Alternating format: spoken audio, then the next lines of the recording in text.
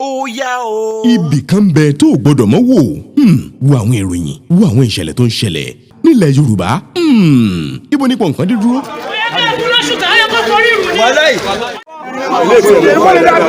farabalẹ̀ máa wò ó Yorùbá Gidi TV ìkànnì rẹ ni o ó yá subscribe like ẹ ju kọ́mẹ̀ntì ẹ síbẹ̀ máa wò ìṣó. ọmọ kékeré ibi tó bá dà lèmi rè ibi tó bá dà lèmi ọ máa lọ. ẹ̀yin ará wa bó bá jẹ́ pé ní tòótọ́ báyìí gan lọ̀rọ̀ ṣe rí ìyanu ńlá ló jẹ́ o bẹ́ẹ̀ sì rèé ó ṣòro gbàgbọ́ àmọ́ ohun tí wọ́n ń pè níyanu àdìtú ni àdìtú sì ni Olódùmarè ẹni tó nípèníjà ọpọlọ fọ́pọ̀lọpọ̀ ọdún ó rí ìtúsílẹ̀ lójijì báwo ló ṣe ṣẹlẹ̀ ẹ máa bá wa kálọ o kẹ́sì máa fi ọkàn bá ètò náà bọ̀ ọ̀gá wa kan ń lórí ọkùnrin kan tó nípèníjà ọpọlọ tó gba ìwòsàn fídíò yìí lọ́gán tó tó mi lọ́wọ́ mo ní kí n pín kẹ́yìn náà láǹfààní àti rí i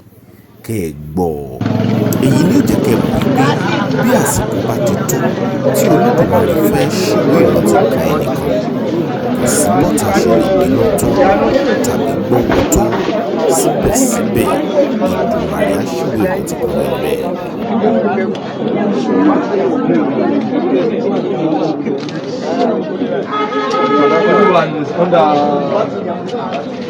Yes.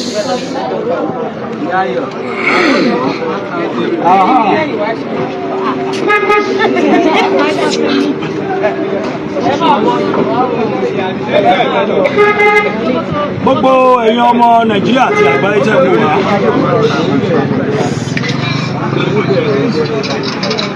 Abẹ́òkúta la wà yìí ládùúgbò kan tí wọ́n ń pè ní Àgọ́ Ìjẹ̀ṣà.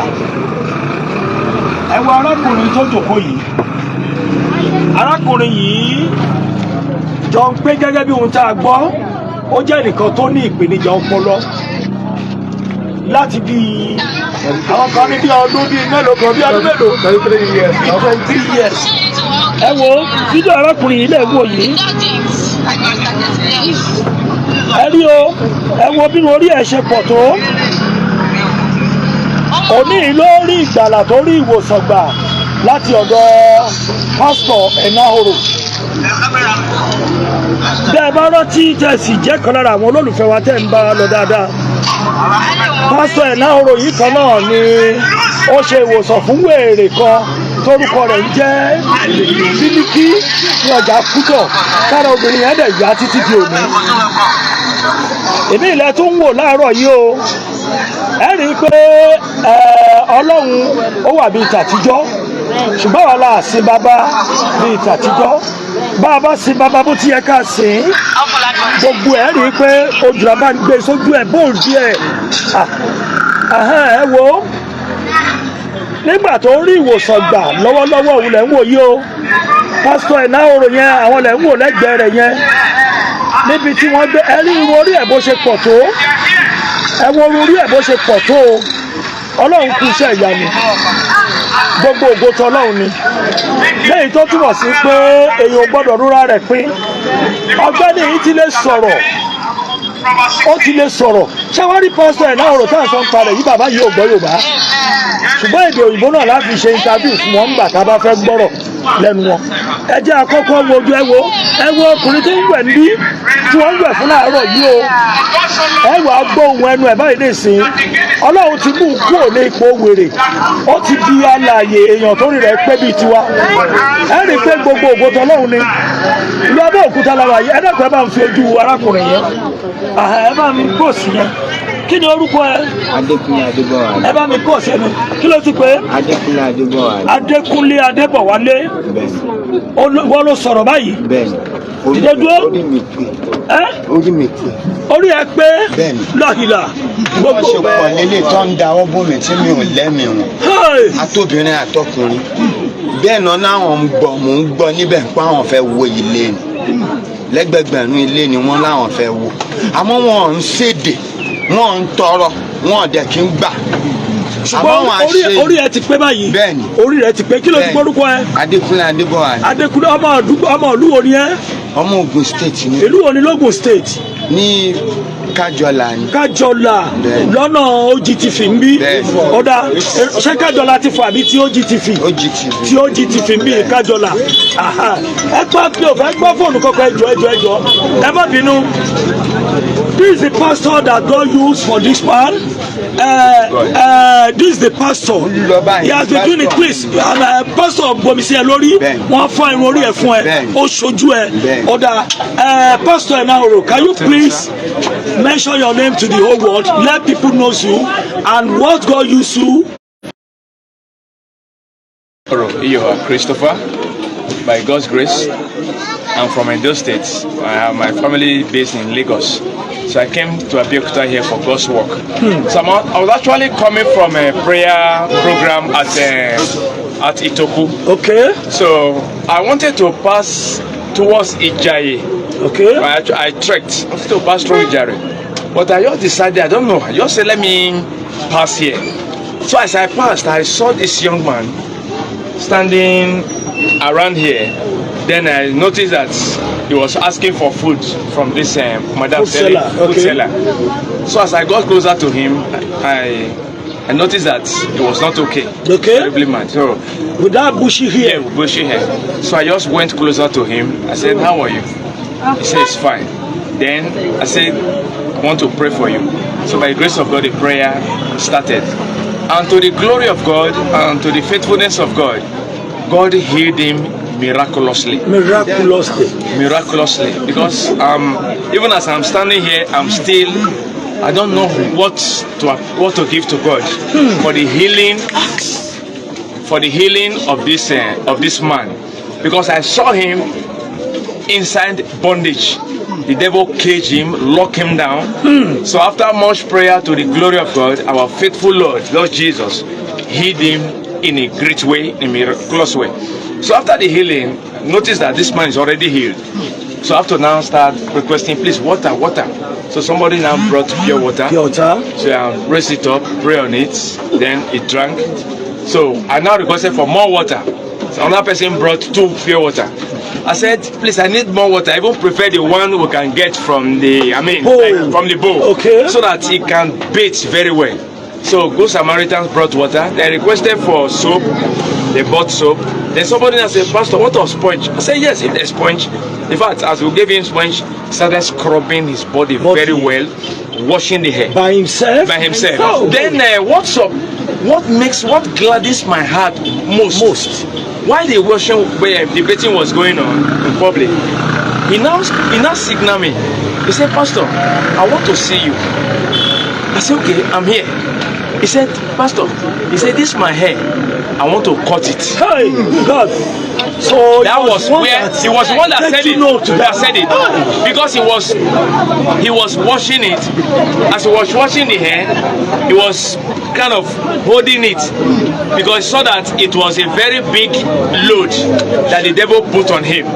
So I now said, "Where do you want to cut the hair?" And I said, "Is it Barber Salon?" We say, "Yes, Barber Salon." I said, "No, that some Barber Salons doesn't accept that. Let's see." Then some people now said, "Pastor, let's get scissors, razor blade, then cut the hair." That was how they cut the hair. Then glory be to God. Glory be to God. I'm just too grateful to God for the healing of this. Thank you very much. Àwọn aṣọ tí there's some comfort clothes. Okay, àwọn aṣọ tí kí ló ti gbórúkọ rẹ̀? Kí ló ti gbórúkọ rẹ̀? Isman Adébọ̀wálé òun lẹ̀ ń gbóhùn ẹ̀yẹ o. Ẹ wo àwọn aṣọ ẹ̀yẹ ẹ dákun pé nìkan bá mi gbé kọ́ bá mi tú sílẹ̀ yẹn. Adékúnlé ẹ jẹ́ kó Adékúnlé gbé aṣọ méjèèjì yìí bọ̀. Òun fúnra ẹ̀ ló tú aṣọ yìí yóò kó padà. Má bọ̀ Adékúnlé Isman ọ̀ya aṣọ eléyìí tó kọ́ wọ̀ ẹjọ́ ṣẹ́rí o ẹ wo ṣẹ́rí o ẹ̀wù tó irun orí rẹ̀ dà ẹjọ́ irun orí yẹn nìyẹn o mọ́tù ọ̀dà bẹ́ẹ̀ ẹ wo irun orí ẹ̀ rẹ̀ o.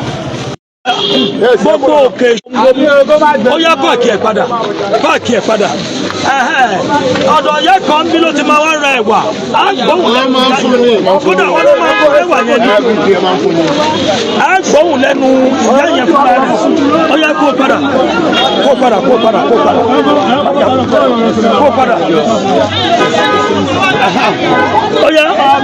ó yẹ dìde dúró mú sọ́ọ̀sì yẹn síbẹ̀ sọ́ọ̀sì yẹn mú bíléèdì rẹ gbogbo ògbó tọ́lọ́hún ni o ẹni bá sọ wọ́n ní arákùnrin yìí ẹjọ́ dìde dúró kó gbogbo ẹ̀ láti kó dání wọ́n ní ẹ̀rọ dìde dúró ìsúná wọ́n ní bó ṣe wà yìí ó ti ya wèrè fún odidi 23 years àwọn èèyàn tó mọ̀ ṣùgbọ́n alàgbà yìí bàbá apọ́sítọ̀ Ẹ̀náhoro mo ń bọ̀ ó sọ̀rọ̀ ṣe rí bàbá apọ́sítọ̀ yìí wọn ò gbọ́ Yorùbá àwọn ni Ọlọ́run tún lò láti fi wo ọ̀gbẹ́ni yìí láàárọ̀ yìí ẹjọ́ ìyá ẹlẹ́wà yẹn dà ẹ bá fọ́ mi ìjọba ẹ bá mi sún lẹ́yìn ẹjọ́ ìdíwọ̀ ìyá ẹlẹ́wà báwo lẹ ó tó gbà wo tẹ́ ti mọ arákùnrin yìí. ó pẹ́ tó ti máa ń kọjá o. ó pẹ́ tó ti máa ń kọjá yóò tó ọdún mélòó tẹ́ ti mọ̀. bí aláṣẹ àṣàmùtò. láṣẹ àlẹyìn mọ tó máa ń tẹ. wọ́n gba ìwà lọ́wọ́ mi. ẹ máa fún lẹ́wà. fún lẹ́wà. pẹ̀lú gbogbo orun aṣọ àti gbogbo èyí lẹ máa ń rí bó wa ló ṣe ṣẹlẹ̀ láàárọ̀ yìí. ìṣẹ̀lẹ̀ láàárọ̀ bó ṣe dúró àwọn ni ìyá ó máa ń kí mi gbà mí ó lè pe ìyá ẹ̀ka ẹ kú lé o ìyá kíkà fún lẹ́wà ṣá mo ṣe fún lẹ́wà mo ṣàrí pé mo rí pásítọ̀ ní ẹ̀yẹ bó ṣe yí padà báyìí mo kàn rí pásítọ̀ yẹn ṣá mo kàn gbọ́ how are you mo kàn gbọ́ fine bí iṣẹ́ ìyanu ṣe bẹ̀rẹ̀. báwo ni kí ni àwọn ìjàkadì tó wà àti pásítọ̀ jọjà. pásítọ̀ wọn ò jẹ́ ìjàkadì pásítọ̀ fún wọn gbọ́ṣẹ́ lọ́wọ́ wa kóra wa la lọ́rọ́ ṣe fún wọn gbọ́ṣẹ́ wọn fi wẹ̀ fún wọn fi ń kọ orí ẹ̀ lẹ́tà tí mo kàn gbọ́ pé mo fẹ́ gé orí òun fẹ́ gé olóhùn fẹ́ gé gbogbo orí òun. gbogbo ògo tọ́lọ́hún ni ẹ̀yin máa ń fún lẹ́wà ni ẹ̀wà náà ló tún wá tọrọ láàárọ̀ yìí ṣé ẹ ti bù fún àbí bẹ́ẹ̀ fẹ́ bù fún. mo ti bù fún kódà ó ti jẹ́. kò tí ì jẹ kò jẹ ẹgbà tí wọ́n ti ṣe ìyanu tán mo fún lẹ́wà àti búrẹ́dì. ló wá jẹ ẹ ṣeun bàbá bóò lẹ́yìn ṣe jẹ́ ládùúgbò yìí. mo wá sí ó lẹ́wọ́ lọ́sọ̀dọ̀ Alhaji Shitu. kí lorúkọ yín. orúkọ tèmi ni Mr. Ogunrin Mukayode. Mr. Ogunrin Mukayode ẹ jọ̀ọ́ mi ò fẹ́ anybody make recording please I don't want any recording from anybody mo ń gbọ́ yín. so gbàgbé ìbálàjẹ máa jẹun lọ́dọ̀ màmá yìí kò jẹ bẹ́rẹ̀ àtẹwà mo rí máa yìí sí ààrẹ ìyá yìí mo sá tọrọ ọ̀dà fún lóúnjẹ so èmi tó báyìí mo rí pásítọ̀ kan tó bẹ̀ yẹ pásítọ̀ yìí wọn kò dúró sí wọn ni so ó pàtí máa fẹ́ ṣiṣẹ́ pásítọ̀ pọ̀ wọ́n sọ pé how are you ó ní fine láti ṣe máa ní fine the pastor ní come ó bẹ̀rẹ̀ sí bẹ̀rẹ̀ question lọ́wọ́ ẹ̀ wọ́n sì bẹ̀rẹ̀ sí gbàdúrà fún mi pásítọ̀ bẹ̀rẹ̀ sí gbàdúrà fún wọ́n lè lọ́jà ká fún wọn ní ọṣẹ omi kọ̀ọ̀kan lára rẹ̀ fi yá báyìí gbogbo ògo tọlọ́run ni ẹni bá sọ pé ò sí ọlọ́run irú ẹni bẹ́ẹ̀ ti kú ò sí gbèsè òkú ni bàbá kí lorúkọ ti yín. Tajudeen Animashaun. ìyàlẹ́nu ló jẹ́ fún mi ní àdúgbò ìdáàrọ̀ yìí o. ìyàlẹ́nu ló jẹ́ fún yín lẹ́nu. èmi ò rúdú eléyìí láyé mi. ọmọkùnrin yìí ó ti ń kọjá ládùúgbò yìí kì í ṣọ̀rọ̀ ọdún mẹ́ta àti kẹrin ládùúgbò yìí. jẹ́yìn tí máa ń rí. tó máa ń rìn ládùúgbò yìí. ṣọ́rọ̀ mi ti tó dẹ̀ máa ń wá sọ́dọ̀ obìnrin yìí àti bíi last year tó máa ń wá gba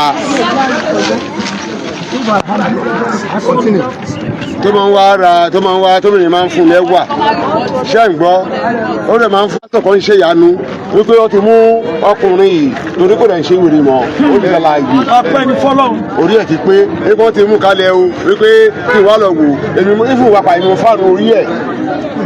ẹ̀yin lẹ fọ́ irun orí ẹ̀. èmi mo lọ mú lọ wẹ̀ èmi fáànù orí ẹ̀ ó dẹ̀ ń sọ̀rọ̀ gidi ìfún gan handwriting ẹ̀ mi ìrírú ẹ̀ rí ó mọ ìgbò ìdébí tí wọn mọ̀wé dé kọ́lọ́n gbogbo lọ́wọ́ ẹ̀ o kádúpẹ́ lọ́dọ̀ Ọlọ́run ọba o pásítọ̀ ni kádúpẹ́ lọ́wọ́ ẹ̀ o kádúpẹ́ lọ́wọ́ pásítọ̀ yìí o.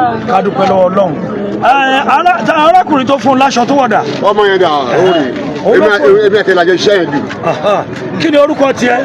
Kayeefi Akínyẹmí. sọ̀rọ̀ sókè. Kayeefi Akínyẹmí. ó yá báwo lọ̀rọ̀ yẹn ṣe ṣẹlẹ̀ láàárọ̀ yìí.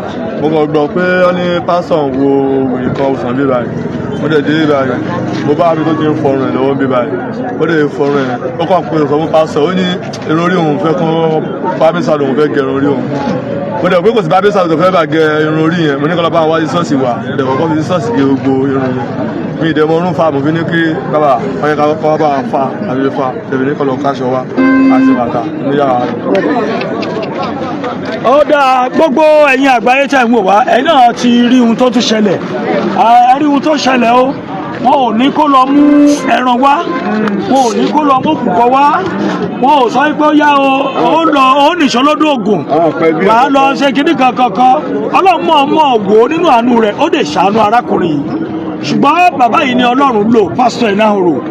This is the man that God used for him. So we really thank you. God will continue to uplift your administration. In Jesus' mighty name. Amen. Thank you very much. Orúkọ tẹ̀bí ò tí yí padà Mákindé Fásulẹ̀ ẹ máa bá a ṣe ẹ̀. Mákindé Fásulẹ̀ ọmọ ayé tí kò gbọdọ̀ pátá ò gbọdọ̀ kéde. Ọ̀gá kò kápá lórí kó sí àkó kó ṣe. Bàbá dòrì kákọ̀ ọ̀gá kò ṣe bínú kó sí. Ọlọ́pàá tí òwòṣọ tó mú ni.